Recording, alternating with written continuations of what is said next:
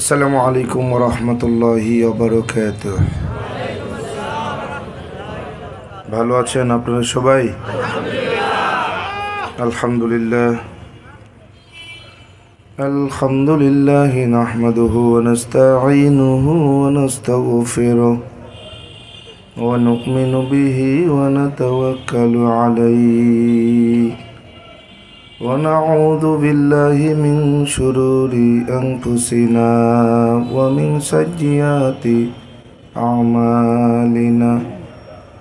من يهدي الله فلا مضل له ومن يضلله فلا هادي له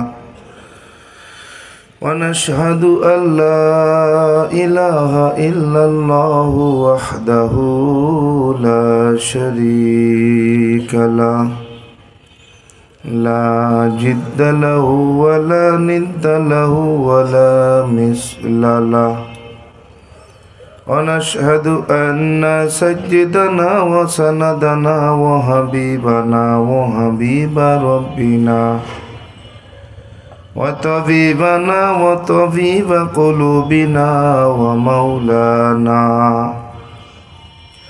ومولانا محمدا عبده ورسوله صلى الله تعالى عليه وعلى آله وأصحابه وبارك وسلم تسليما كثيرا الذي أرسله الله تعالى بالحق بشيرا ونذيرا وداعيا إلى الله بإذنه وسراجا منيرا. أما بعد فأعوذ بالله من الشيطان الرجيم. بسم الله الرحمن الرحيم. ألف لام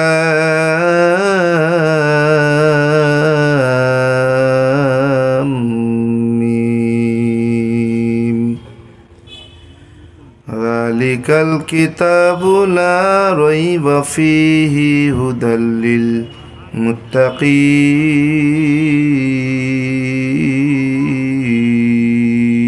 للمتقين.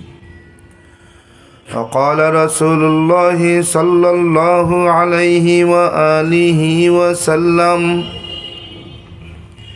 تركت فيكم أمرين لا تضلوا ما تمسكتم بهما كتاب الله وسنة رسولي. وقال رسول الله صلى الله عليه وآله وسلم: خيركم من تعلم القرآن وعلمه. وقال رسول الله صلى الله عليه وآله وسلم: طلب العلم فريدة على كل مسلم، أو كما قال النبي عليه الصلاة والسلام. صدق الله مولانا العظيم وصدق رسوله النبي الكريم، ونحن على ذلك من الشاهدين والشاكرين والذاكرين، والحمد لله رب العالمين. اللهم صل على روح محمد في الأرواح،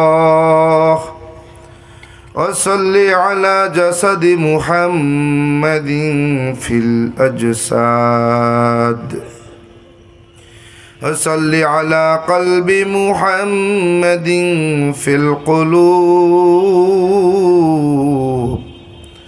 وصل على قبر محمد في القبور سبحانك لا علم لنا إلا ما علمتنا إنك أنت العليم الحكيم رب اشرح لي صدري ويسر لي أمري واحلل عقدة من لساني يفقه قولي এ দুনিয়া মিছে মায়া বলে ভাই শুধু আশার খেলা ঘর চোখ বুঝিলে দেখবি রে মনকে আপন আর কে বাপর কোথা থেকে আগমন কোথা যেতে হবে রে কে আনিল কি কারণে জানা নেই ভবেতে শোনো জামি বাত গোয়াম কাগুলতা জানমি মানাদ अगर माना दो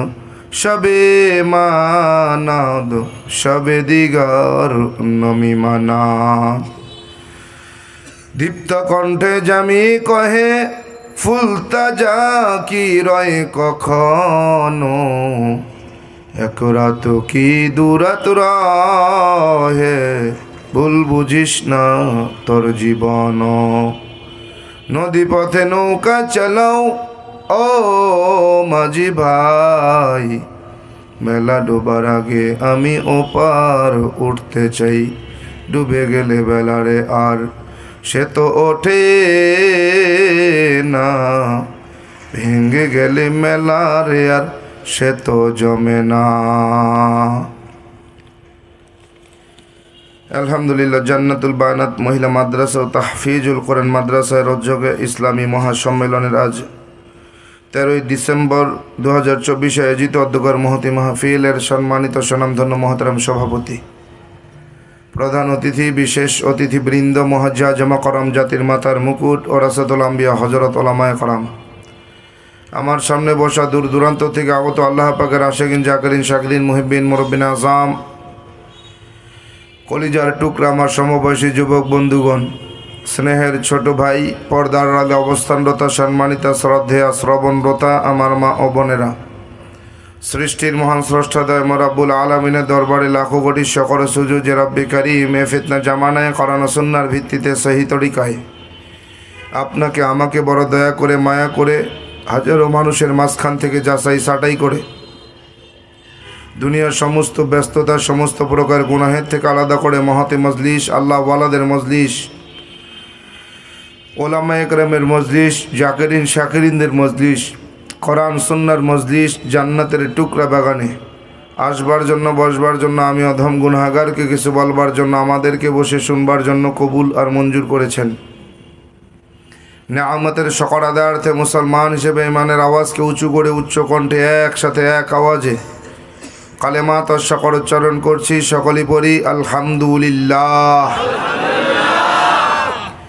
লক্ষ কোটি দরুদ ও সালাম সঈদুল মুরসালিন রহমাতাল লিল আলামিন সঈদুস সাকালাইন শফিউল মুজদিবিন ইমামুল মুরসালিন খাতামান নবিয়িন পয়গম্বরে আরবি বিশ্ব নবী হযরত মুহাম্মদুর রাসূলুল্লাহ সকলে পড়ি সাল্লাল্লাহু আলাইহি ওয়া আলিহি ওয়া সাল্লামের উপর। হাজিরিন, কোরআন হাকিমের প্রথম নম্বর পারা, প্রথম নম্বর সূরা সূরাতুল বাকারা থেকে প্রথম এবং দ্বিতীয় আয়াতে কারিমা তিলাওয়াত করেছি। বিশ্বনবী, শ্রেষ্ঠ নবী, হায়াতুন নবী, জিন্দা নবী, পয়গম্বরে আরবি জনাবে হযরত মুহাম্মদ মুস্তাফা সাল্লাল্লাহু আলাইহি ওয়া আলিহি ওয়া সাল্লামের অসংখ্য অগণিত অমীয় বাণী পবিত্র হাদিস শরীফ থেকে কয়েকটি হাদিসের অংশ বিশেষ তিলাওয়াত করেছি। রব যদি কবুল করেন, তৌফিক দান করেন, সংক্ষিপ্ত পরিসরে কোরআন ও সুন্নাহর ভিত্তিতে সহি তরিকায় ইখলাস ও রুহানিয়তের সমন্বয়ে কিছু কথা বলবো। রব্বি কারীম আমাকে বলবার মতো, আমাদেরকে বসে শুনবার মতো হিম্মত, ধৈর্য আর তৌফিক দান করেন। বলেন আমিন। আরও জোরে পড়ি আল্লাহুম্মা আমিন। প্যারা হাজিরিন, এ মাহফিল এবছর হচ্ছে, বিগত বছরে হয়েছে, ঠিক না? বিগত বছরে অনেক আল্লাহ পাকের বান্দা আর বান্দিরা এইভাবে জুড়ে মিলে বসছিলাম, ঠিক? এবছরে ডানে বামে সামনে পিছনে একটু লক্ষ্য করে দেখুন, অনেক আল্লাহ পাকের বান্দা আর বান্দিরা কিন্তু নাই। রব চাহে তো এই মাহফিল আগামী বছরও হবে। আপনি আমরা আগামী বছর আবারও এইভাবে জুড়ে মিলে বসবো তো দূরের কথা, আজ এখান থেকে সুস্থ শরীরে বাড়িতে ফিরে যাব এর গ্যারান্টি আছে? কেন বলে? নিঃশ্বাসের কোনো বিশ্বাস নাই, সেকেন্ডের কোনো ভরসা নাই। যে কোনো মুহূর্তে আপনার আমার সামনে মালাকুল মউত হাজির হতে পারে। যদি হাজির হয় সময় দেবে? ইদা জা আজালুহুম লা ইস্তাখিরুনা সাআতাও ওয়া লা ইস্তাকদিমুন। স্পষ্ট কথা, হায়াতের জিন্দেগি যদি একবার শেষ হয়ে যায় আর এক মুহূর্ত অতিরিক্ত সময় কাউকে দেওয়ার কোনো শক্তি পৃথিবীর জমিনে দ্বিতীয় কারো আছে? নির্ধারিত সময়ে নির্ধারিত জায়গায় তার জান কবজ করা হয়, ঠিক না? এই পৃথিবীর জমিনে আমাদের আগে অনেক বড় বড় বড় বড় হনুরা আসছিলেন, থাকতে কিন্তু কেউ পারে নাই। আর হাজিরিন, আসবার একটা সিরিয়াল আছে, যাবার কোনো সিরিয়াল নাই। আমার আগে আমার বাবা, তার আগে তার বাবা, তার আগে তার বাবা, তার আগে তার বাবা, এইভাবে পর্যায়ক্রমে আমরা এসেছি, ঠিক না? যাবার বেলায় বাবা বেঁচে আছে, সন্তান, দাদা বেঁচে আছে, নাতি, তাওই বেঁচে আছে, পুতা নাই। হচ্ছে কি হচ্ছে না? তার মানে বোঝা গেল আসবার সিরিয়াল আছে, যাবার কোনো সিরিয়াল নাই। এ দুনিয়া আপনাকে আমাকে ছাড়তেই হবে। আজ ভি জানা কাল ভি জানা, জানা তো একদিন হয়। জানে वाले সব যাएंगे, রাহানে वाले কান হয়। কি ঠিক কি না? যাওয়া কিন্তু লাগবেই, থাকার জায়গা এই দুনিয়া না। এ দুনিয়া কাউকে ছাড়ে না, কাউকে না, কাউকে না বন্ধু। এ দুনিয়া আমার দাদাকে ছাড়ে নাই, দাদিকে ছাড়ে নাই। এ দুনিয়া আমার বাবাকে ছাড়ে নাই, মাকে ছাড়ে নাই। এ দুনিয়া আমার ভাই বোন আত্মীয় স্বজনকে ছাড়ে নাই। এ দুনিয়া তোমাকে আমাকেও ছাড়বে না, চলে যেতেই হবে। এ জমিনে আপনার আমার চাইতে বড় বড় হনুরা আসছিলেন, কেউ কিন্তু থাকতে। এ জমিনের মধ্যে নমরুদ আসছে, নিজেরে খোদা দাবি করছে, থাকতে। এ জমিনে ফিরাউন আসছে, নিজেকে খোদা দাবি করছে, থাকতে। এ জমিনে কারুন আসছে, হামান আসছে, গাদ্দাফি আসছে, সাদ্দাম আসছে, বেঈমান সাদ্দাতও আসছে, থাকতে কিন্তু কেউ। আপনি আমিও থাকতে পারবো না, থাকার জায়গায় এটা না, যাওয়াই লাগবে। কেন বলে? কুল্লু নাফসিং যায়িকাতুল মাউত সুম্মা ইলাইনা তুরজাউন। বলে পৃথিবীতে যত নফস আমি রব সৃষ্টি করেছি। কে সৃষ্টি করেছেন? যত নফস রব সৃষ্টি করেছেন, সমস্ত নফসকে উদ্দেশ্য করে রব বলেন, প্রত্যেক নফসকে মৃত্যুর স্বাদ গ্রহণ করা লাগবে। কি ঠিক কিনা? এ দুনিয়ায় কেউ পালায়া বাঁচতে পারছে? কিয়ামত পর্যন্ত কেউ পারবে? পালায়া বাঁচার কোনো সুযোগ? মরণ থেকে যতই পালাও মরণ তোমায় লইবে ঘিরি, যদিও সুদূর আকাশ পানে পালাও সেথা লাগিয়ে সিঁড়ি। নদী পথে নৌকা চালাও ও মাঝি ভাই, বেলা ডুবার আগে আমি ওপার যেতে চাই। ডুবে গেলে বেলারে আর সে তো ওঠে না, ভেঙে গেলে মেলারে আর সে তো জমে না। কথা বলেন ঠিক কিনা? মৃত্যু হবেই, সন্দেহ নাই। সুম্মা ইলাইনা তুরজাউন, অতঃপর আমি রবের দরবারে হাজিরা দিতেই হবে। পালায়া বাঁচতে আজ পর্যন্ত কেউ পারে নাই, তুমি আমিও পারবো না। বেঈমান সাদ্দাত আল্লাহরে ডাক দিয়ে কয়, আল্লাহ এত বড় বাদশাহ বানাইছো, গোটা দুনিয়ার বাদশাহ আমারে বানাইছো, গোটা দুনিয়ার সমস্ত ধনীদের চাইতে সর্বশ্রেষ্ঠ ধনী আমারে বানাইছো। আয় আল্লাহ, এত বড় পাওয়ার তুমি আমারে দিছো। আল্লাহ, এই পাওয়ারের বলে আমি সাদ্দাত তোমার জান্নাতে যাব না। আমি আমার তৈরি করা জান্নাত, আমি জান্নাত তৈরি কইরা আমার তৈরি করা জান্নাতে আমি যাব, তোমার জান্নাত আমার লাগবে না। যাইতে পারছি নি? পারছে? দুনিয়ার বাহাদুরি, ক্ষমতার গরম আর টাকার গরমে এই দুনিয়া টিকে থাকা যায় না। কথা বলেন? টাকার গরম আর ক্ষমতার বাহাদুরি আজ আছে কাল নাই, কি ঠিক কিনা?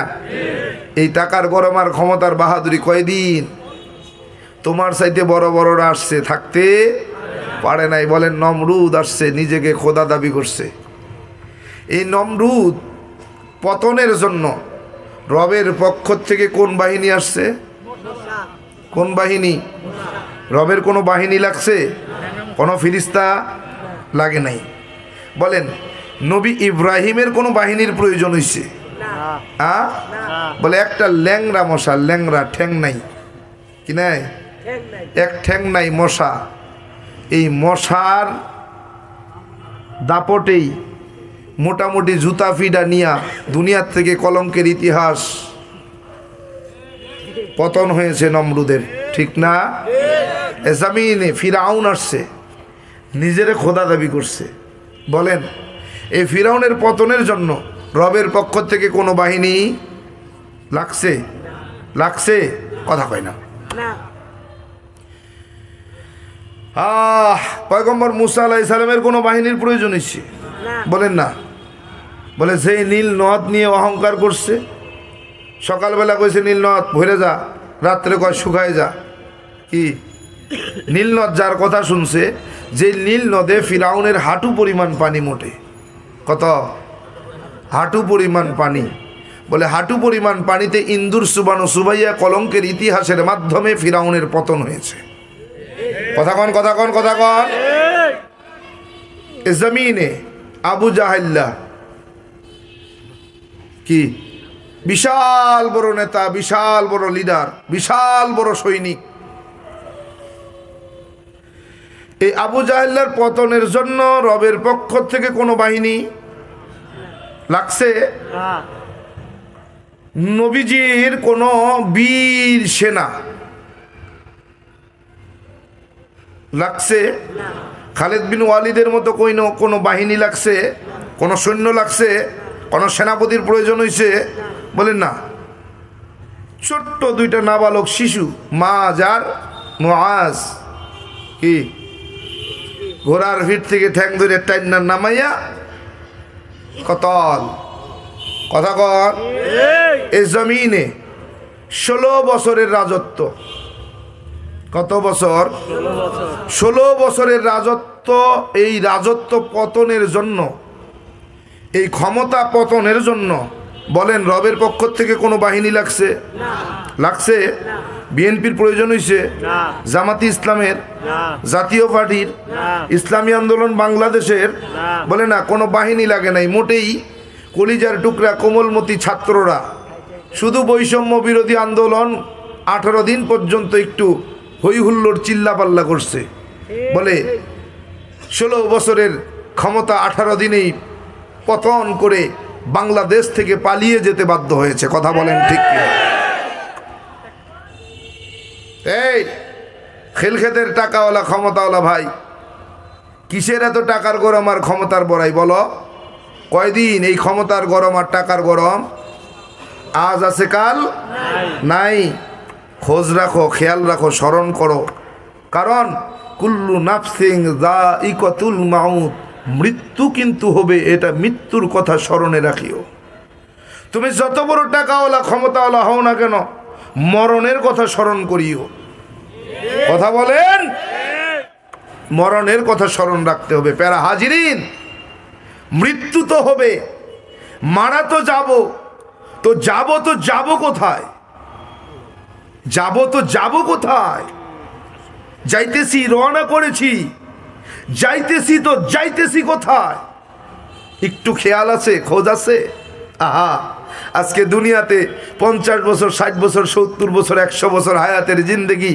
এই 100 বছর বাঁচার জন্য আমার টাকা দরকার, পয়সা দরকার, বাড়ি দরকার, গাড়ি দরকার, নারী দরকার। অথচ আখেরাতের জিন্দেগি যার শুরু আছে শেষ নাই, সেই আখেরাতের জন্য আমাদের কোনো চিন্তা ফিকির নেই। কথা কন পেরা হাজিরিন।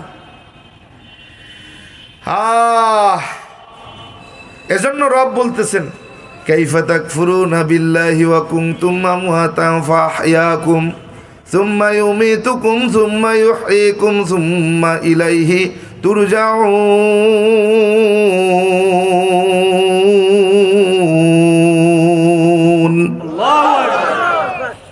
রব বলতেছেন, বান্দা তুমি যে আজকে বড়াই করতেছ, এ বড়াই কিসের জন্য করতেছ? এই তুমি তো এক সময় ছিলে মৃত, তোমার তো কোনো পরিচয়, নাম নিশানা, পরিচয় ঠিকানাই ছিল না, তোমার তো কোনো অস্তিত্বই ছিল না, তুমি ছিলে মৃত। আমি তো তোমাকে হায়াত দিলাম, এখন তোমার নাম আব্দুর রহমান, তুমি আব্দুর রহিম, তুমি আব্দুল করিম, আব্দুল জব্বার, আব্দুল সত্তার। এখন তোমার একটা নাম, পরিচয়, ঠিকানা আছে, নাম নিশানা, পরিচয়, ঠিকানা এখন আছে। আবার তো তুমি দুনিয়ার থেকে বিদায় হয়ে যাবে। সুম্মা ইউমীতুকুম, অতঃপর তুমি মৃত্যুবরণ করবে। আবার তোমার নাম নিশানা, পরিচয়, ঠিকানা বিলীন হয়ে যাবে, তোমার আর কেউ চিনবে না। বলে তোমার স্ত্রী তোমার জন্য 3 মাস 10 দিন শোক পালন করবে, তোমার বাবা মা তোমাকে 1 বছর স্মরণ করবে, তোমার কলিজার টুকরা সন্তান 3 দিন পরেই ভুলে যাবে। কি তুমি কিসের বড়াই করতেছ? সুম্মা ইলাইহি তুরজাউন, আবার তো আমি রবের কাছেই তোমাকে দাঁড়াতে হবে, রবের সামনেই তোমাকে দাঁড়াতে হবে। তো কি নিয়ে দাঁড়াবা? কি নিয়ে আমি রবের সামনে দাঁড়াবা? বলো, কি তুমি এনেছো? কি তুমি আমাকে দিবে? আমার সামনে তুমি কি নিয়ে দাঁড়াবে? কিসের জবাবদিহিতা তুমি করবে? তোমার হায়াতের জিন্দেগিতে তুমি কোন পথে ব্যয় করছো? বলো, কোন ব্যয় করেছো? কোন পথে তুমি আয় করেছো? কোন পথে ব্যয় করেছো? তোমার যৌবনটাকে কোন কাজে ব্যয় করেছো? তোমার যৌবন কোন কালে খরচ করেছো? বলো, কি জবাব তুমি দিবে? কি জবাব দিবে বলো? আফসোস, আফসোস। মুসলমান, অমুসলিমেরা কোরআন দেখে, রসুলের আদর্শ দেখে, মুসলমানিত্ব দেখে, মুসলমানের কথা বলা দেখে, চলাফেরা দেখে, অমুসলিমের কালেমা পড়ে মুসলমান হয়। অমুসলমান আজকে মুসলমানের ঘরে জন্ম নিয়া মুসলমান হিসেবে পরিচয় দিতেছ, কিন্তু তোমার ভিতরে মুসলমানিত্ব খুঁজে পাওয়া যাইতেছে না। কথা বলেন, কথা বলেন। আফসোস, আফসোস। রাস্তাঘাটে যুবকদের দিকে তাকালে বোঝা যায় না এটা অমুসলিম নাকি মুসলমান। কথা বলেন। যদি এটা সড়ক দুর্ঘটনায় মারা পড়ে, কাপড় খোলা ছাড়া বোঝার উপায় নাই যে এটা মুসলমানের বাচ্চা নাকি হিন্দুর বাচ্চা। কথা বলেন। কষ্ট লাগে, কষ্ট লাগে। আপনি হয়তো ভাবছেন এগুলো বলার কি আছে, এগুলো বলবে কেন? আরে মিয়া, আজকের বয়ান তো এর থেকে বেশি কিছু না। আজকের বয়ান তো এতটুকু, রব কি করতে পারেন, রবের ক্ষমতা কত, এটা বুঝাবার জন্য বলছি। রব চাইলে ব্রাহ্মণের ঘরে মুসলমান পয়দা করতে পারেন, রব চাইলে মুসলমানের ঘরে নাস্তিক আর মুরতাদ তৈরি করতে পারেন। এটাই তো সব থেকে বড় ওয়াজ। এর থেকে বেশি কি চাই? এর থেকে বেশি কি চাই? যদি এটা চিন্তা করি, আজকে একজন ব্রাহ্মণের সন্তান এসে আমাকে নসিহা করবে, আমার সামনে বসে বসে বয়ান করবে, আর আমি মুসলমানের বাচ্চা বসে বসে শুনবো, এটা কি লজ্জার নয়? এটা কি লজ্জার নয়? আফসোস, আমি মুসলমান, কি করলাম? আমার কি করা ছিল? আমি কি করলাম? মুসলমান যদি এতটুকু শুধু চিন্তা করে, এতটুকু যদি চিন্তা করে, কাল হাসুরের ময়দানে রব চাইলে এই চিন্তাটুকুর কারণেও আপনাকে আমাকে নাজাত দিতে পারে। পারে না? আফসোস। পরে হাজিরিন, মাঝে মাঝে কিছু প্রোগ্রামে গেলে, মাহফিলে গেলে, মাহফিল কমিটির, এন্তেজামিয়া কমিটির আচরণ দেখে মনে হয় যে একজন ন মুসলিমের সঙ্গে যদি এই আচরণ মুসলমান করতে পারে তো মুসলমানের সঙ্গে কি আচরণ করে। আফসোস, আফসোস ভাই। আসলে যদি বলি বলবেন হুজুর এগুলো বলার কথা নয়, এগুলো বলতে হয় না। অমুসলমান না বলে যাব কোথায়, না বলে যাব কোথায়? আমি তো মাজলুম, আমি তো সব কিছু হারিয়ে ইসলাম পেয়েছি।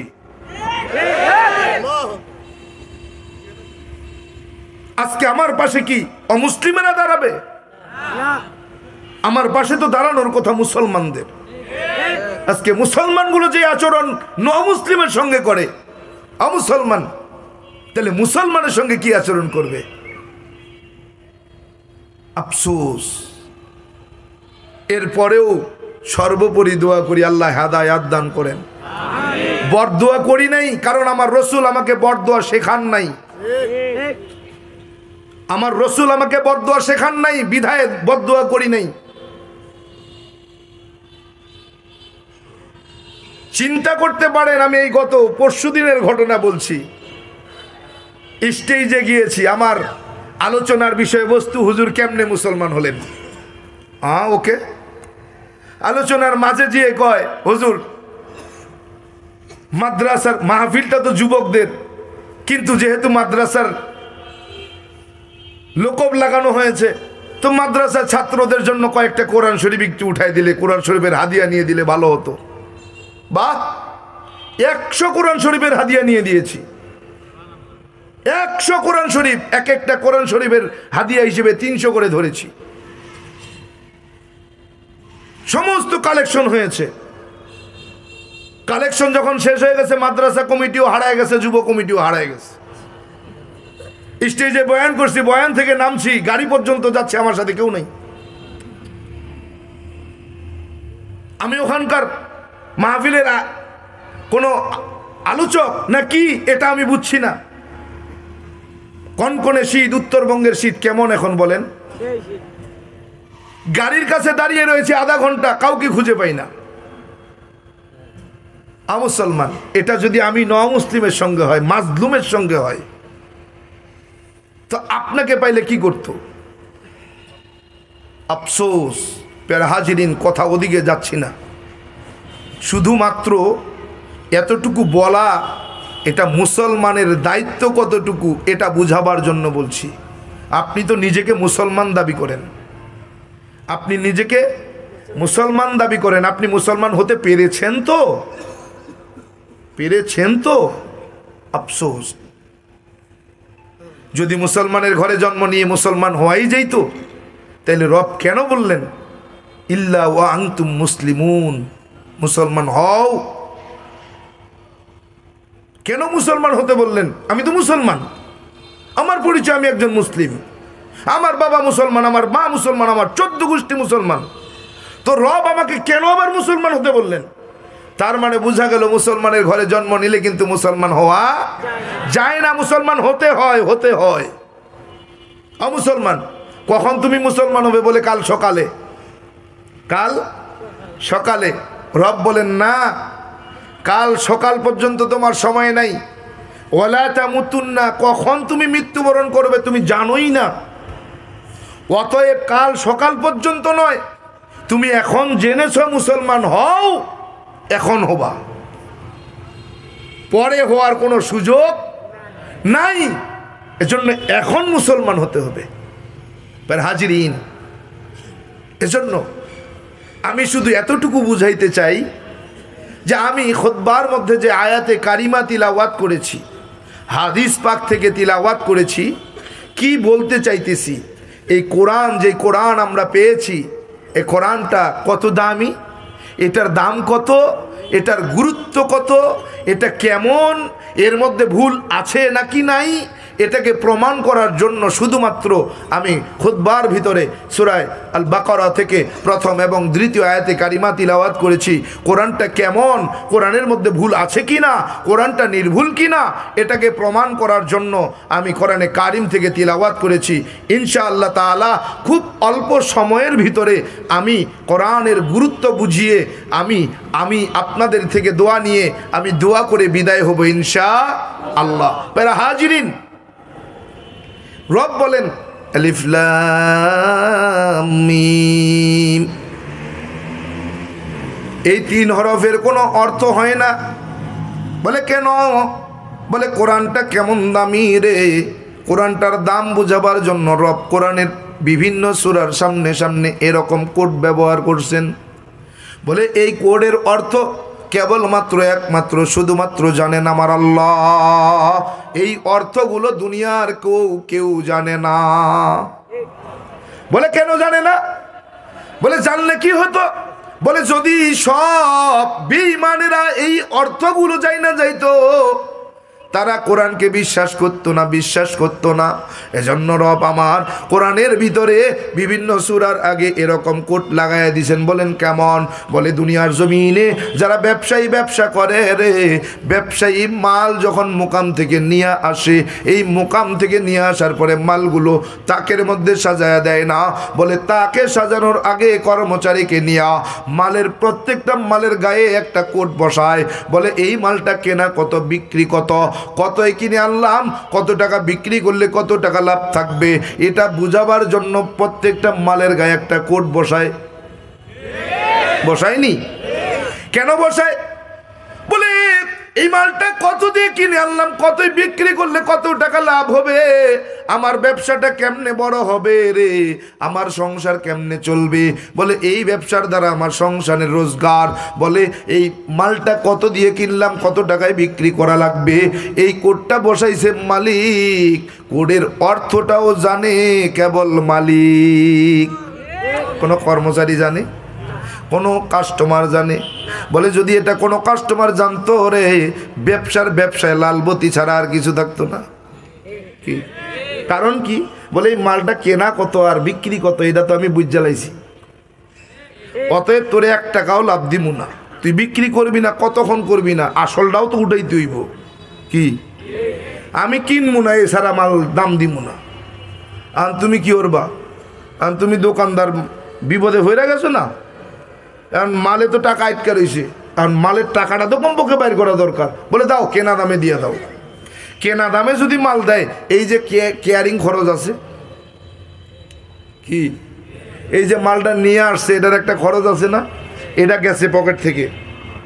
এইভাবে 1 বার 2 বার 3 বার 7 বার পর্যন্ত আনার পর দেখবা ব্যবসায় লাল বাতি জ্বলে গেছে।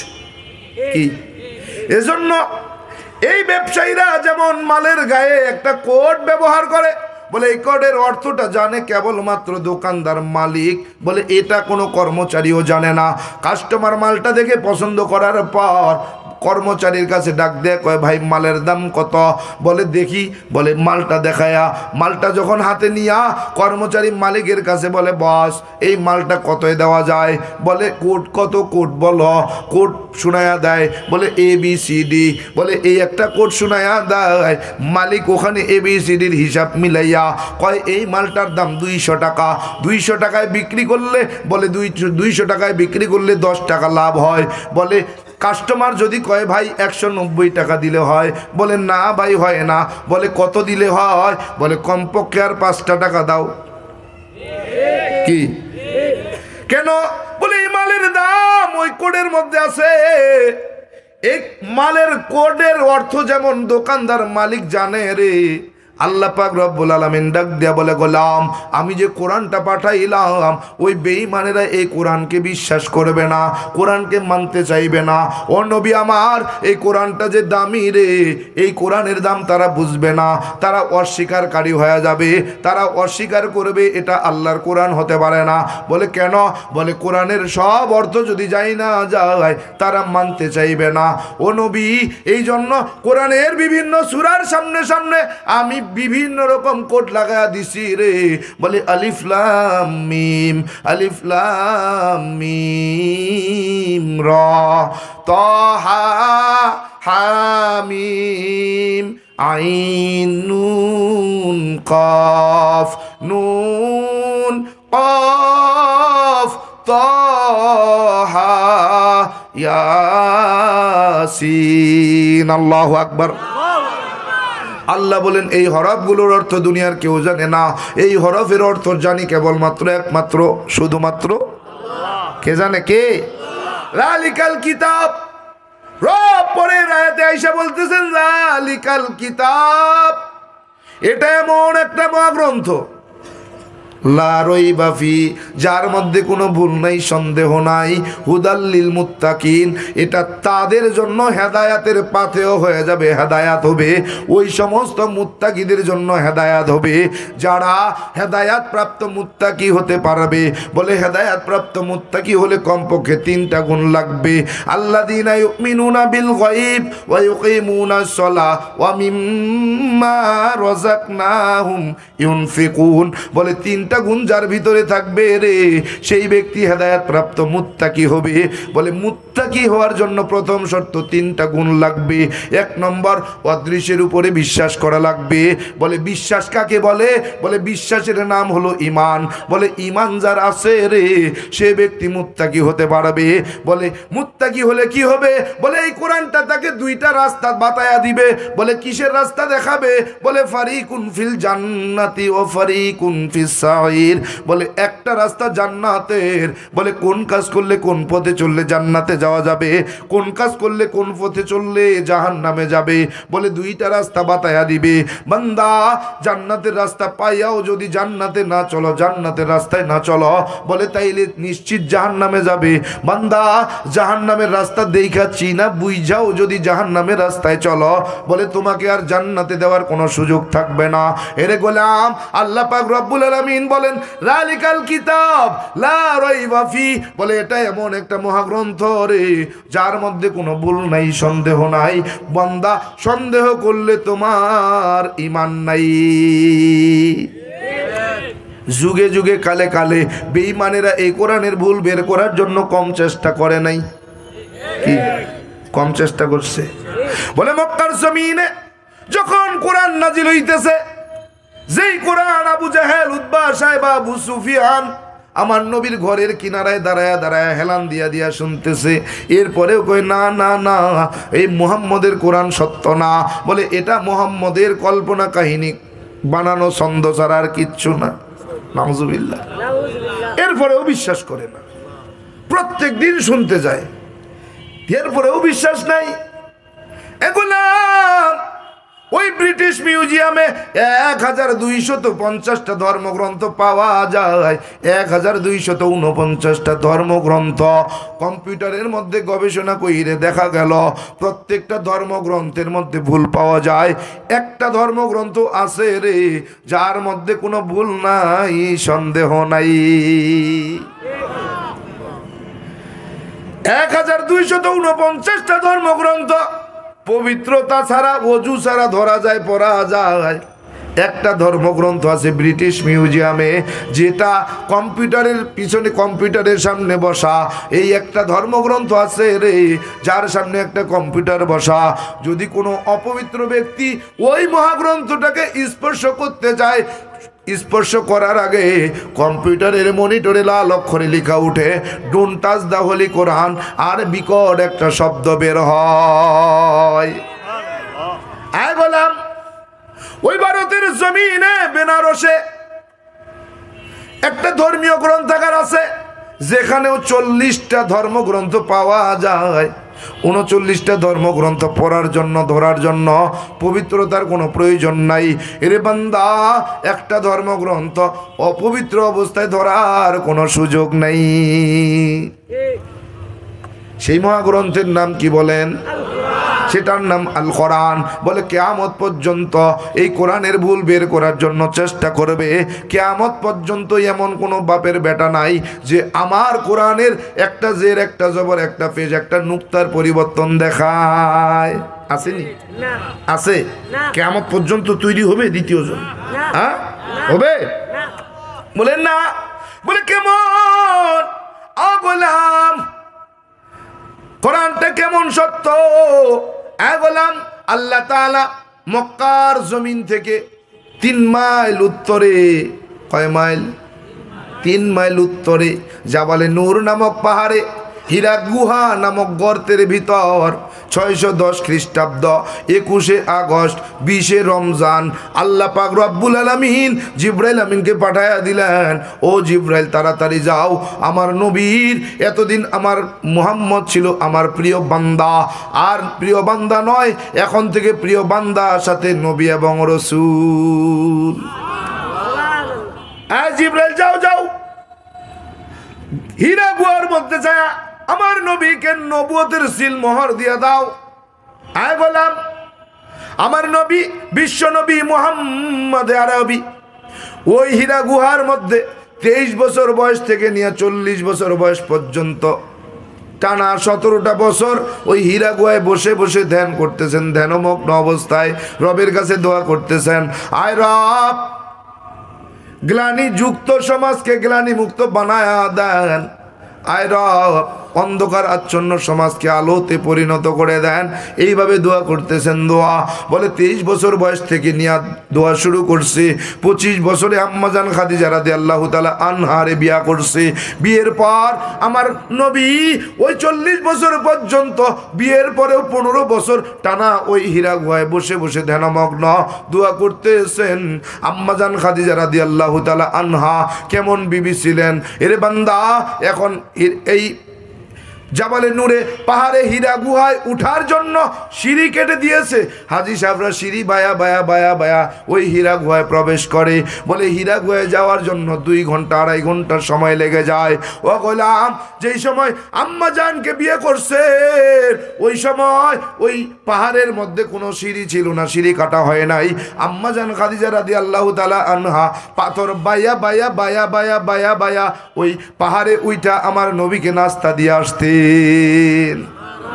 কত কষ্ট করছেন আম্মা জান। গোলাম, ওই 21শে আগস্ট 20শে রমজানে দিবাগত রাত্রিতে জিবরাইল আমিন প্রবেশ করছেন। নিজের আকৃতি নিয়ে প্রবেশ করছেন।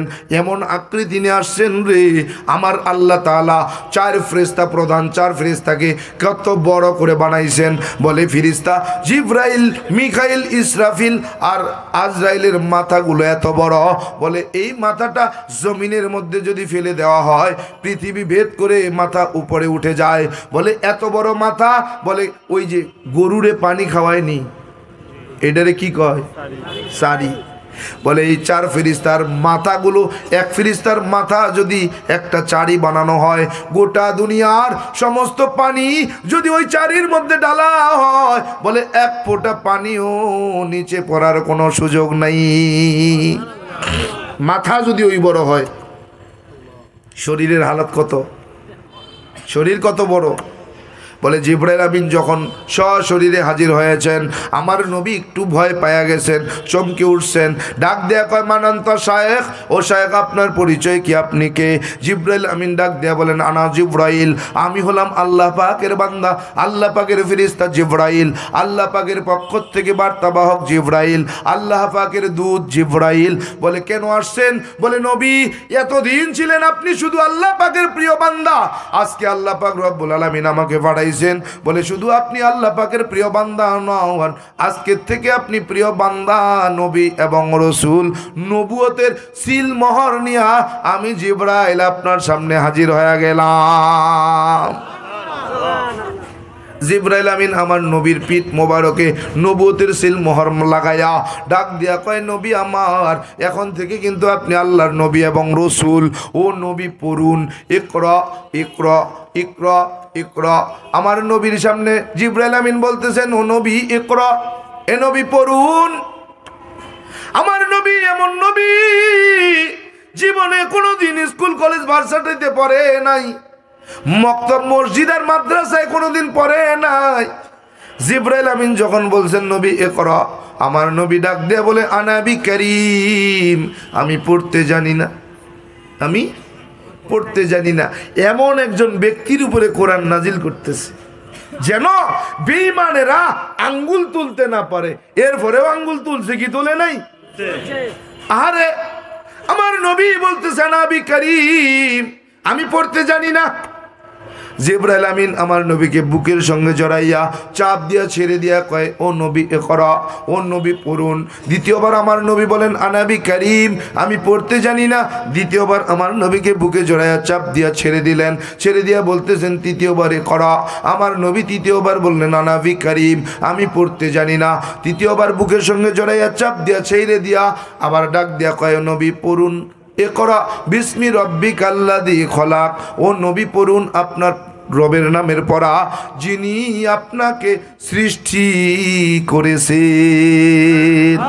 বলতে দেরি আমার নবী পড়তে শুরু করে দিয়েছেন ইকরা বিসমি রব্বিকাল্লাযী খলাক, খলাকাল ইনসানা মিন আলাক, ইকরা রাব্বুকাল আকরাম আল্লাযী আল্লামা বিল কলাম আল্লামাল ইনসানা মা লাম ইয়ালাম।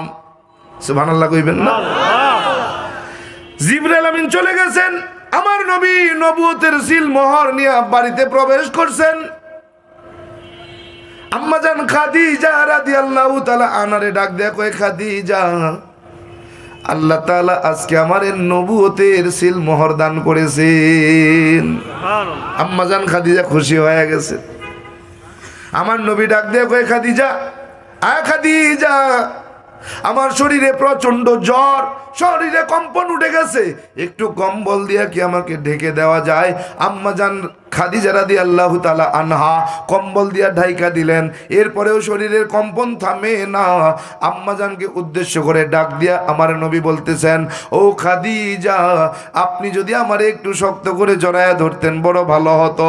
আম্মাজান খাদিজা রাদিয়াল্লাহু তাআলা আনহা আমার নবীকে শক্ত করে জড়ায়া ধরছেন, এরপরেও কম্পন ঠান্ডা হয় না।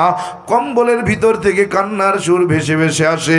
আম্মাজান খাদিজা ডাক দিয়া বলেন ও নবী আমার, আজকে খুশির দিনে কেন কান্না করেন? ও নবী, বুঝেছি আপনি বোধহয় এজন্য কান্না করেন, আপনি জন্মের আগে আপনার বাবাকে হারাইছেন। আজকে যদি আপনার বাবা দুনিয়ার জমিনে বেঁচে থাকতেন, আপনার নবুয়তের খবর পাইয়া বড় খুশি হয়ে যাইতেন, এজন্য কান্না করেন। বলেন না, বলে নবী বুঝেছি, আজকে যদি আপনার মা বেঁচে থাকতেন, আপনার মা বড় খুশি হয়ে যাইতেন। ও নবী, জন্মের 6 বছর পরে আপনি মাকে হারাইছেন, এজন্য বোধহয় কান্না করেন। বলেন না, বলে নবী বুঝলাম, আপনি ইসলামের দাওয়াত দিবেন, কালেমার দাওয়াত দিবেন, দ্বীনের খেদমত করবেন। আপনি তো দরিদ্র, আপনার সম্পদ নাই, কেমনে দ্বীনের দাওয়াত দিতে বাহিরে যাবেন, এজন্য কান্না করেন। বলেন না, বলে নবী আমার টেনশনের কোনো কারণ নাই। ও নবী, আপনার ঘরে আসার আগে আমি আরো 2 জন স্বামী হারাইছি। ও নবী, 2 জন স্বামীর সম্পদ আমার ঘরে, মক্কার জমিনে আমি সবচাইতে বড় ধনী রে। ও নবী টেনশন করিয়েন না, কান্না করিয়েন না, আমার যা সম্পদ আছে রে, আপনার দ্বীনের জন্য আমি সব দান করে দিয়া দিলাম। আমার নবী কান্না থামায় না। আমার আম্মাজান খাদিজা রাদিয়াল্লাহু তাআলা আনহা ডাক দিয়া বলে নবী আমার, বুঝেছি, আমি আপনার বিবি খাদিজা, ঘরের বিবি যদি কালেমা না পড়ে রে, বাইরের মানুষ কেমনে কালেমা পড়বে, এজন্য বোধহয় কান্না করেন। ও নবী, দেরি করার দরকার নাই, দরকার নাই, আপনি আমাকে পড়ায়া দেন লা ইলাহা ইল্লাল্লাহু মুহাম্মাদুর রাসূলুল্লাহ। আল্লাহু আকবার। আম্মাজান খাদিজা রাদিয়াল্লাহু তাআলা আনহা ইসলাম গ্রহণ করে নিলেন। পৃথিবীর জমিনে আগুলাম আমার নবীর কাছে সর্বপ্রথম কালেমা গ্রহণ করছেন একজন নারী, তিনি আম্মাজান খাদিজা রাদিয়াল্লাহু তাআলা আনহা। সর্বপ্রথম একজন বৃদ্ধ পুরুষের মধ্যে একজন বৃদ্ধ কালেমা পড়েছেন, তিনি আবু বকর সিদ্দিক রাদিয়াল্লাহু তাআলা আনহু। ছোট্ট শিশু কালেমা পড়েছেন, তিনি হযরতে আলী। আম্মাজান খাদিজা আমার নবী ঘরের মধ্যে নবুয়তের ব্যাপারে কথা বলতেছেন।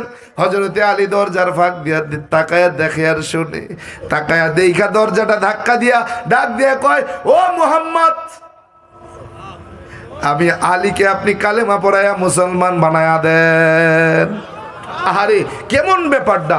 আহা, ইসলামের সর্বপ্রথম ছোট বাচ্চা হযরতে আলী রাদিয়াল্লাহু তাআলা আনহু কালেমা পড়ে নিলেন। ও গোলাম, কোরআন নাজিল হইতেছে ওই মক্কার জমিনে, যখন আল্লাহ পাক রব্বুল আলামিন সূরা কাউসার নাজিল করছে রে, আমার নবীজি সূরা কাউসারটা সুন্দর করে কাবার দেওয়ালের মধ্যে লিখে রাখছে।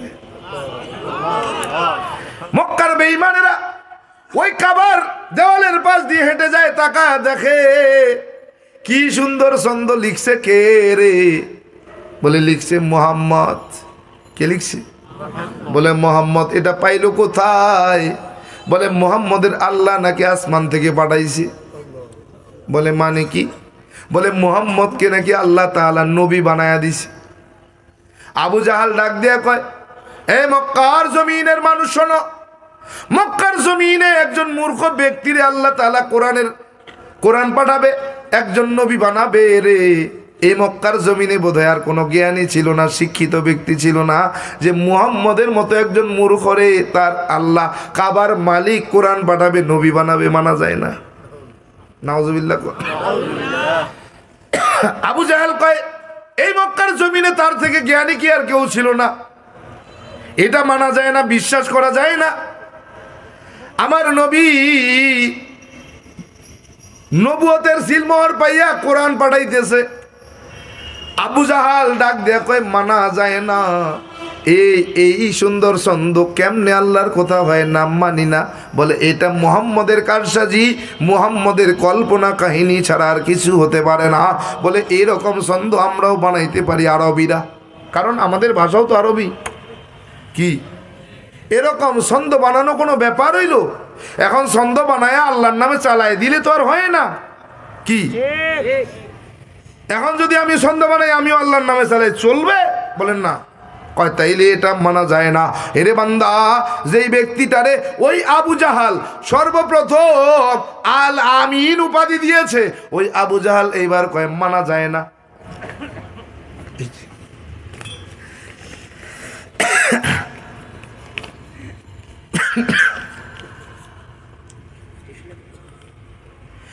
হাজিরিন, ওই মুহাম্মদকে মানা যায় না, এরকম ছন্দ আমরাও বানাইবার পারি। আবু জাহাল, উতবা সাহেব, আবু সুফিয়ান ওই জমিনে আমার নবীকে নবী মানে না, ওই নবীকে নবী মানে না, কোরআনকে মানতে চায় না। বলে এটা আল্লাহর কোরআন হতে পারে না। কি নাউজুবিল্লাহ কইবেন না?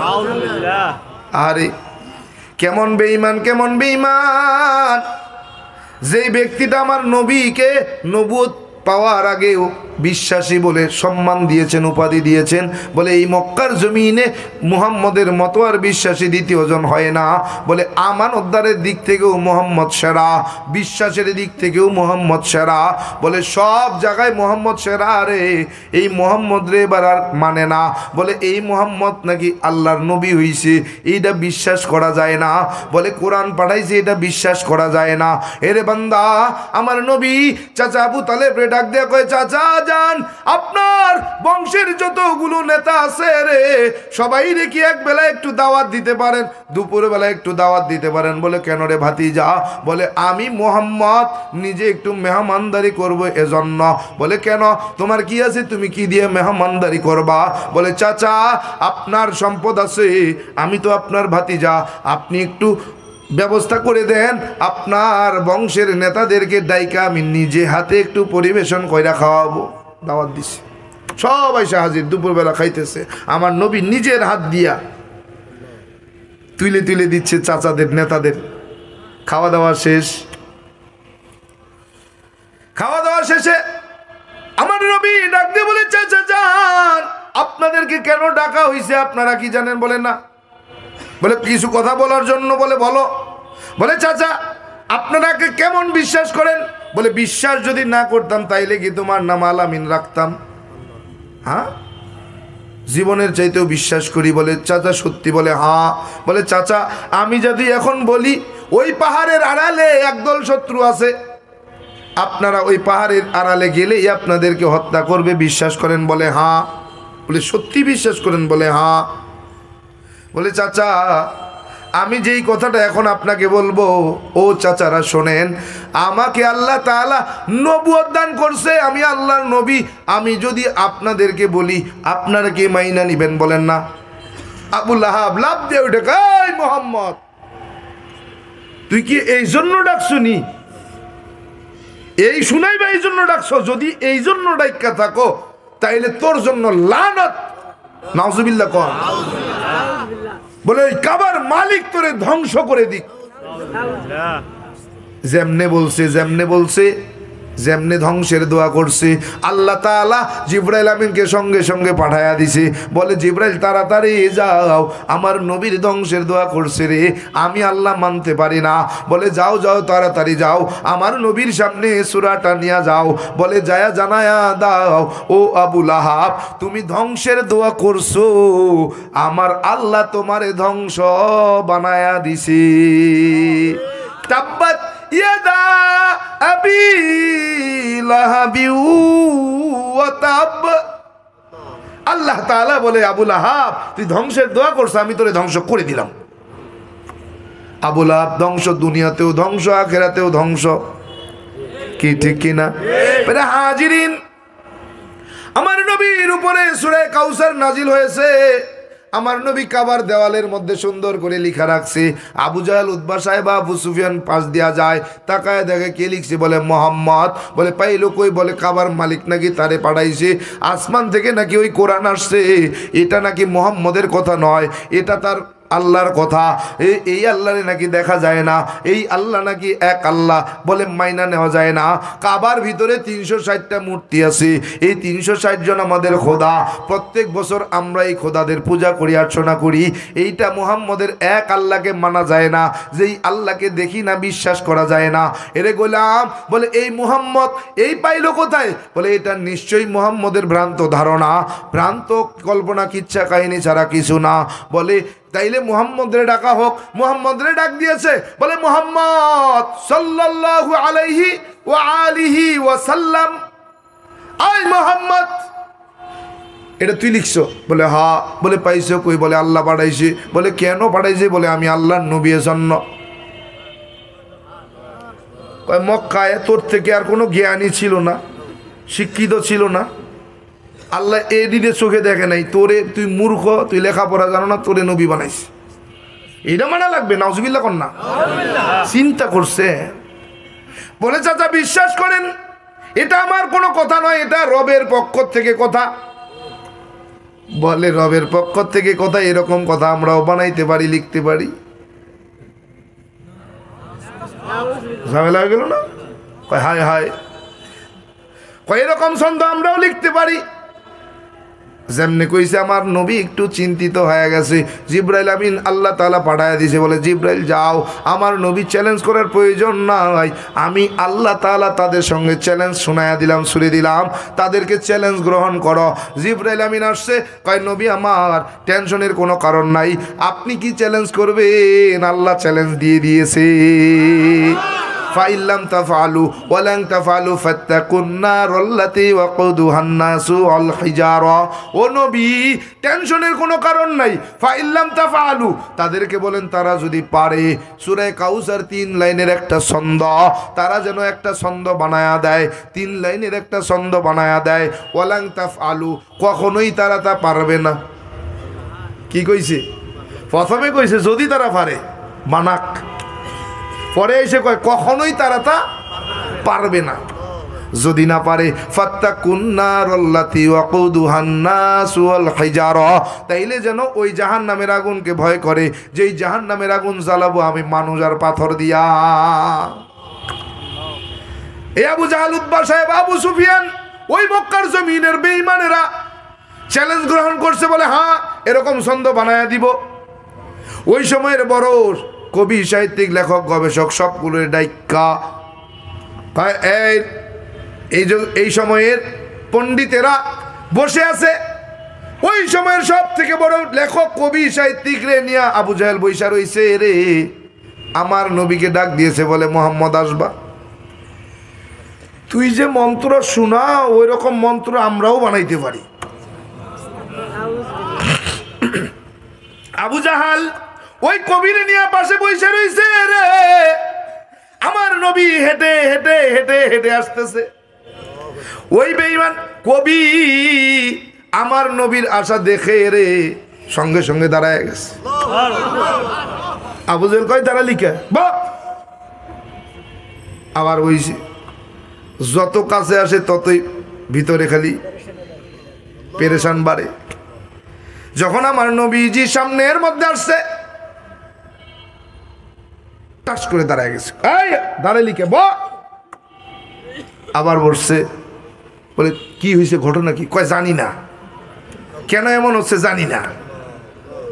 আরে আমার নবী রে ডাক দেয়া কয় মুহাম্মদ তুই যে মন্ত্র শোনাও রে ওই রকম মন্ত্র বানাইতে পারে এরকম একজন পণ্ডিত বসা। পণ্ডিতের কয় পণ্ডিত মন্ত্র শোনায়া দাও। কয় সময় দিলাম বানান। কত মন্ত্র বানাইতে পারেন? মোটে 3 লাইনের একটা মন্ত্র বানায়া দিবেন। কয় কোনো ব্যাপার না। সব কবি সাহিত্যিক পণ্ডিত পুরোহিত সব বসে গেছে।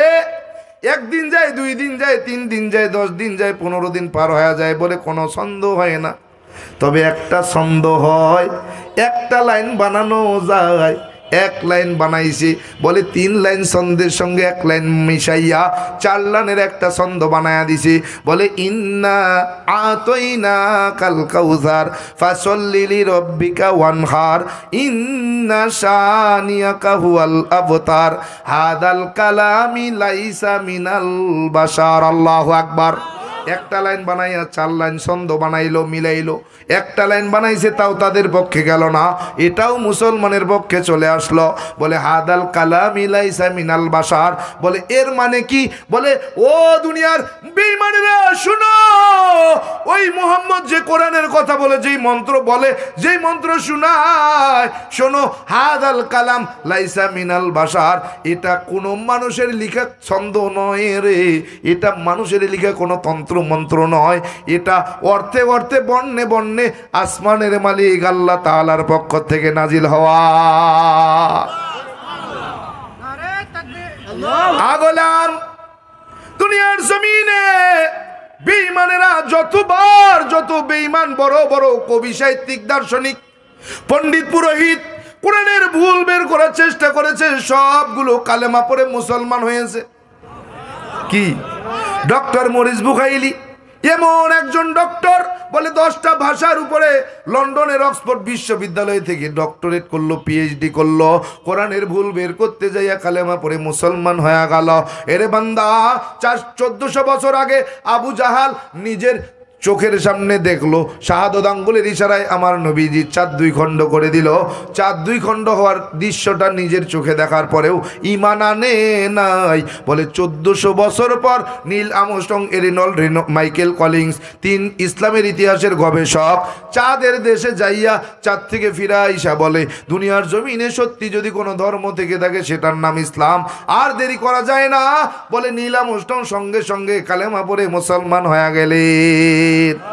ভারতের জমিনের বড় পণ্ডিত ডক্টর শিবশঙ্কর স্বরূপ, যিনি 10টা ভাষার উপরে পিএইচডি করেছেন লন্ডনের অক্সফোর্ড বিশ্ববিদ্যালয় থেকে, এই ডক্টর শিবশঙ্কর স্বরূপজি ভারতের জমিনের গয়া, কাশী, বৃন্দাবন সহ 7টা তীর্থস্থানের পণ্ডিত পুরোহিত, যাকে ভারতের হিন্দুরা ভগবান বইলা ডাকতেন। এই শিবশঙ্কর স্বরূপজি বলে কোরআনের ভুল তো দূরে থাক, মুসলমানরা যে কালেমার বয়ান করে রে, ওই কালেমার মধ্যেই ভুল আছে। নাউজুবিল্লাহ। কালেমার ভুল বের করতে যাইয়া ডক্টর শিবশঙ্কর স্বরূপজিও তিনিও মুসলমান হইয়া ইসলামুল হক নাম নিয়া বাংলাদেশে বিভিন্ন সময় বিভিন্ন জায়গায় অনেকবার এসে এসে তার জীবনী আলোচনা করে গেছে। আয় বললাম আমি কেন মুসলমান হইলাম? ঠাকুরগাঁয়ের প্রসিদ্ধ ব্রাহ্মণ পরিবারে জন্ম আমার। 12 মাসে 13 পূজা, 33 কোটি দেবদেবী, তুলসীর গাছের তলায় 64 কোটি ভগবান।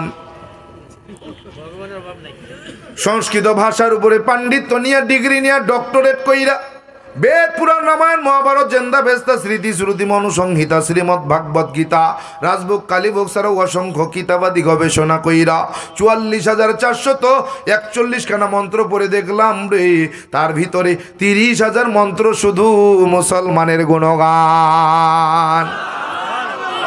এই 30,000 মন্ত্র কোরআনে কারিমে 30 পাড়া 114টি সূরা 6,666 মতান্তরে 6,236 আয়াতের সঙ্গে হুবহু মিল পাওয়া যায়। কোরআনে হাকিমের প্রত্যেকটি আয়াতের সঙ্গে কয়েক শত মন্ত্র পাঠ করে শোনানো যায়। এমনি এমনি কিন্তু মুসলমান হই না, যাই না বুইজা শুই না, তারপরে কিন্তু মুসলমান। গরুর গোশত খাওয়ার লোভে কিন্তু মুসলমান নয়। গরুর গোশত খাওয়ার জন্য এখন আর মুসলমান হওয়ার প্রয়োজন হয় না। অনেক দাদা কাকা জেঠারা গোপনে গোপনে গরুর গোশত খায়। গোলাম এমনি এমনি মুসলমান হই নাই। হযরত চলে আসছে, আজকে থাক, আগামীতে যদি কোনো সময় আবার সুযোগ হয় 11:30 বাজে চলে যাব। তো আগামীকালকে আবার সেই লালমনিরহাটে প্রোগ্রাম যেতে হবে। আসছি ওখান থেকে আবার যাইতে হবে সেই জায়গায়।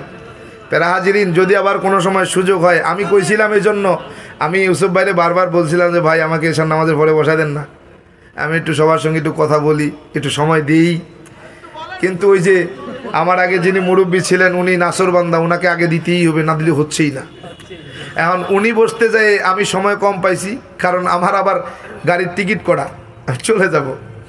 আমি গাড়ি নিয়ে আসছি, আমার গাড়িই আনছি, কিন্তু আমার 16 তারিখে হবিগঞ্জে সফর, আগামীকাল পরশু দিন হলো আমার এলাকায় সফর, দিনাজপুর আর লালমনিরহাটে। এজন্য আমি গাড়ি রেখে যাব, বাসে যাব, যেন আবার 16 তারিখের প্রোগ্রামটা আমি সহজে ধরতে পারি। এজন্য গাড়ি নিচ্ছি না, গাড়ি রেখে যাচ্ছি, কিন্তু আমার টিকিট কাটা 12টায়। এখন কী করবো বলেন, আমার তো কিছু করার নাই।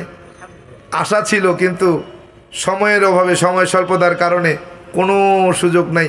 তারপরেও এতটুকু বলছি, কেন মুসলমান হলাম সংক্ষেপে বলছি যে আমার সূচনাটা কোথায়। যখন পণ্ডিত হতে গিয়ে যখন সংস্কৃত বিশ্ববিদ্যালয়ে ভর্তি হয়ে গেলাম, ওখান থেকে বাবার কাছে এসে এক সময় বললাম, বাবা দেখছেন মুসলমান কত বড় বোকা, আমরা কত ভালো। বলে কেন? বললাম, বাবা আমরা 12 মাসে 13 খোদা, 33 কোটি দেবদেবী, তুলসীর গাছের তলায় 64 কোটি ভগবান, আমরা দেখে দেখে তার কদমে সিজদা করি। আর মুসলমান কেমন বোকা, কেমন মূর্খ, ওরা তার আল্লাহকে দেখে না, কিন্তু আল্লাহরে সিজদা করে। বাবা কয়, বাবা ঠিক বলছো, সত্যি তুমি অনেক বড় জ্ঞানী হবে, এটা বোঝা যায়।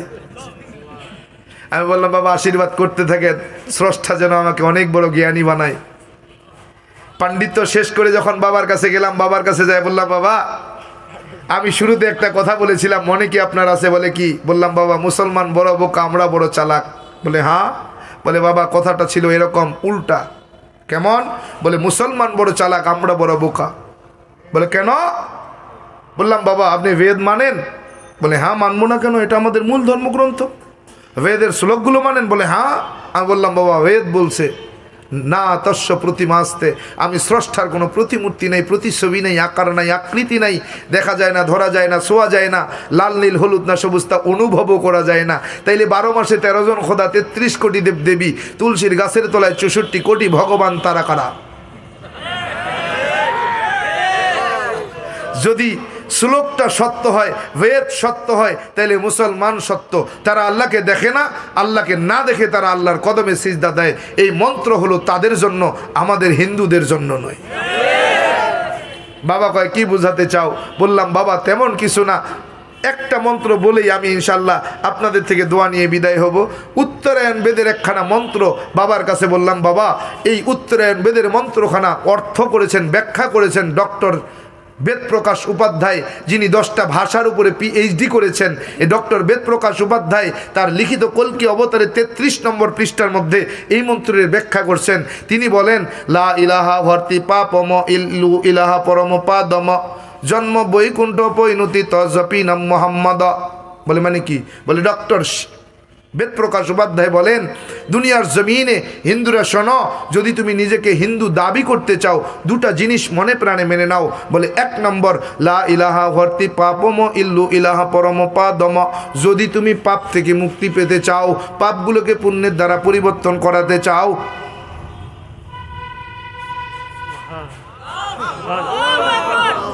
পাপগুলোকে যদি মুক্তি পেতে চাও, পাপগুলো পুণ্যের দ্বারা পরিবর্তন করাতে চাও, 12 মাসে 13 জন খোদা, 33 কোটি দেবদেবী, তুলসীর গাছের তলায় 64 কোটি ভগবান ত্যাগ করো, লা ইলাহা ইল্লু ইলাহা নামক কালেমা পড়ে মুসলমান ধর্ম গ্রহণ করো। 2 নম্বর, জন্ম বৈকুণ্ঠ পরিণতি তজপি নাম মোহাম্মদ। আর মৃত্যুর পরে যদি বৈকুণ্ঠ নামক স্বর্গ পেতে চাও, যেই স্বর্গে গেলে ক্ষুধার যন্ত্রণা থাকবে না, যেই স্বর্গে গেলে পানির পিপাসা থাকবে না, যেই স্বর্গে গেলে গাছের পাকা ফল ছুটায় খেতে কেউ বাধা দিবে না, যেই স্বর্গে গেলে কোনোদিন বয়স বাড়বে না, যেই স্বর্গে গেলে কোনোদিন তুমি অসুস্থ হবে না, যেই স্বর্গে গেলে তুমি কোনোদিন মারা যাবে না, যেই স্বর্গে গেলে আবার তোমাকে বের হতে হবে না, ওই স্বর্গ যদি পেতে চাও এমনি এমনি হবে না। অপরিণতি তজপি নাম মুহাম্মদ, মুহাম্মদের জীবন আদর্শ তোমার জীবন আদর্শ বানাও। এই 2টা কাজ করলে তুমি হিন্দু, যদি না করো তাহলে তুমি হিন্দুও না। এখন আপনি মানবেন কি মানবেন না এটা আপনার ব্যক্তিগত ব্যাপার, কি ঠিক কিনা? পরে হাজিরিন, এই প্রেক্ষাপটে শুক্রবার দিবাগত রাত, বৃহস্পতিবার দিন যায় রাতে, শুক্রবারের রাত্রিতে আল্লাহ তাআলা আমাকে স্বপ্নের মাধ্যমে কালেমা পড়িয়েছেন, ওযু শিখিয়েছেন, নাম রেখেছেন, ফজরের নামাজ আদায় করাইছেন স্বপ্নের মাধ্যমে। সর্বোপরি যিনি আমাকে কালেমা পড়িয়েছেন, আলহামদুলিল্লাহ, অহংকার নয়, অহংকার নয়, আমার রসুলকে ছোট করার জন্য নয়, যিনি আমাকে কালেমা পড়িয়েছেন, স্বপ্নের ব্যাখ্যা যখন করেছিলাম, আমার শায়েখ মুর্শিদ কুতুবুল আলম সৈয়দ ফজলুল করিম রহমতুল্লাহ আলাই এই স্বপ্নের ব্যাখ্যা করে দিয়েছিলেন। তিনি বলেছিলেন, বাবা, স্বপ্ন যদি তোমার সত্য হয়, এর মধ্যে যদি কোনো ধোকা না থাকে, তাইলে শোনো, যিনি তোমাকে ওযু শিখিয়েছেন, কালেমা পড়িয়েছেন, নাম রেখেছেন, ফজরের নামাজের ইমাম হয়েছেন, তিনি আর কেউ নয়, তিনি ছিলেন আমাদের নবী, বিশ্ব নবী, শেষ নবী মুহাম্মদে আরবি মুহাম্মদুর রাসূলুল্লাহ সাল্লাল্লাহু আলাইহি ওয়াসাল্লাম। তাই হাজিরিন, স্বপ্নে আমাকে আমার রসুল আমার ডান হাতের ঠিক এই জায়গায় ধরে ধরে আমাকে ওযুখানায় নিয়ে ওযু শিখিয়ে আমাকে হাঁটুর সঙ্গে হাঁটু লাগিয়ে সামনাসামনি বসে আমার রসুল আমাকে কালেমার তালকিন দিয়ে কালেমা পড়িয়েছেন। যদি কোনো সময় আসি ইনশাআল্লাহ তাআলা আপনাদেরকে পুরো জীবনীটা শুনিয়ে দেব, তবে শর্ত, আমি 11টার পরে বয়ান করি না, এটা আমার তবিয়তে নাই, আমি পারি না। কারণ আমার শায়েখ মুর্শিদ বারবার নসিহত করছেন, বাজান সারা রাত ওয়াজ করা যায়, শোনাও যায়, কিন্তু ফজরের নামাজ কাজা হলে বাজান নাজাত পাওয়ার আর কোনো উপায় নেই। কি এজন্য যদি কোনো সময় আসি, আমি আবারও বলছি, আমি সব সময় বলি, আমাকে আপনারা 9টা স্টেজ দিবেন, 11টা পর্যন্ত বয়ান করব, লম্বা সময় 2 ঘন্টা। কি ঠিক আছে না? ইনশাআল্লাহ। আজকে আমি দোয়া চাইতেছি, দোয়া করতেছি, হযরতকে পিছনে বসিয়ে রেখেছি, এটা আমার জন্য বেয়াদবি। কারণ আমি জীবনে কোনোদিন আমার পরবর্তী আলোচক আসার পরে এত সময় বয়ান করছি, আজকে প্রথম। কারণ আমি শেষ করতে পারিনি, এজন্য এতটুকু সময় নিয়েছি। হযরত, আল্লাহ তাআলার ওয়াস্তে ক্ষমা চাইতেছি, আল্লাহ পাকের কাছে ক্ষমা চাই, আপনার কাছেও ক্ষমা চাই, মাফ করে দিবেন।